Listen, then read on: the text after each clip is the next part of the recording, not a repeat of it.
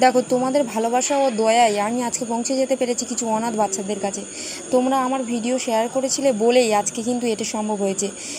আমার ভিডিও দেখে এবং আমার আমার অসহায় মানুষের জন্য এই লড়াই দেখে আমার এক দিদিভাই এই অনাথ বাচ্চাদের জন্য সেই সুদূর গড়িয়া থেকে এসে পূজার সময় তাদের জামা কাপড় ও কিছু খাবারের দায়িত্ব নিয়েছিলেন।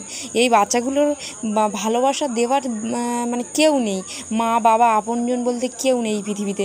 তাই আমরা সবাই যদি এইভাবে একটু একটু করে এগিয়ে আসি, অনাথ অনাথ বাচ্চা বলো, বৃদ্ধ বলো, তাহলে কত উপকার হয় বলো, অসহায় মানুষ বলো।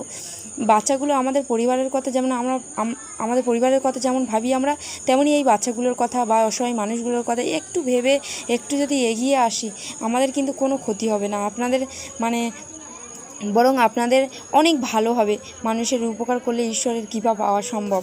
তাই তো বলছি, তোমরা আমাকে এই সব মানুষের কাছে পৌঁছে দাও যারা এই অসহায় মানুষগুলোকে সাহায্য করতে চাইছে কিন্তু যোগাযোগ করতে পারছে না। এই সব বাচ্চাগুলোর পড়াশোনার জন্য খাতা, পেন, পেন্সিলের প্রয়োজন হয়, তারপরে জামা কাপড়ের প্রয়োজন হয়, স্কুলে যাওয়ার খরচ আছে।